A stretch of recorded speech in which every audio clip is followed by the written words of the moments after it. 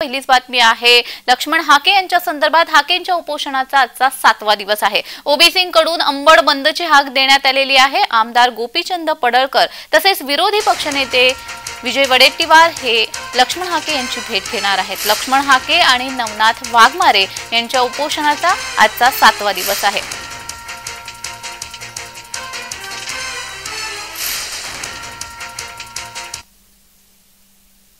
तर या संदर्भात अधिक माहिती देण्यासाठी आमचे प्रतिनिधी विजय चिडे आपल्याशी जोडले गेलेले आहेत. विजय, आज ओबीसी कडून अंबड बंदची हाक देण्यात आलेली आहे, अधिकची माहिती.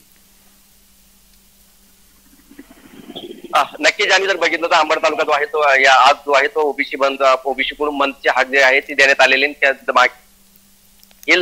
7 दिवसापासून जर बघितलं तर जालन्यातील वडीगोत्री या ठिकाणी लक्ष्मण हाके आणि नवनाथ वाघमारे या दोघांचं अमर उपोषण चालू आहे. त्यामुळे जर बघितलं तर त्यांची प्रकृती देखील काल खालवली होती. त्यामुळे ओबीसी बांधव जे आहे ते आक्रमक झाल्याचे दृश्य देखील आपण पाहिले होते. त्यामुळे जर बघितलं तर ओबीसी बांधव आक्रमक होऊन थेट धुळे सोलापूर राष्ट्रीय महामार्ग जो आहे तो त्यांनी अडवला होता. त्या ठिकाणी टायर जाळून निषेध करण्यात आला. तर दुसरीकडे जर बघितलं तर जामखेड फाटा म्हणून आहे त्या ठिकाणी देखील ओबीसी बांधवाकडून टायर जाळून सरकारचा निषेध करण्यात आलाय.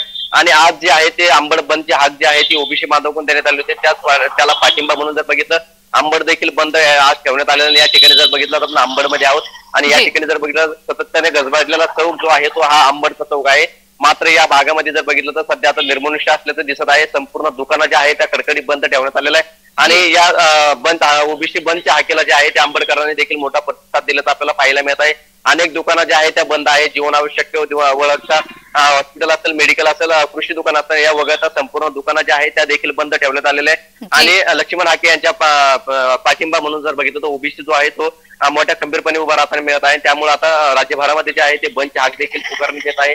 अनेक ठिकाणी आंदोलन देखील करण्यात येत आहे. लक्ष्मण हाके यांच्या हाकेला आता ओबीसी समाज जो आहे तो रस्त्यावर उतरताना पाहायला मिळत आहे. जी अगदीच लक्ष्मण हाके यांच्या उपोषणाला उत्स्फूर्त असा प्रतिसाद नागरिकांकडून मिळतोय. या संदर्भात अधिक माहिती घेतच राहू. तुर्तास धन्यवाद.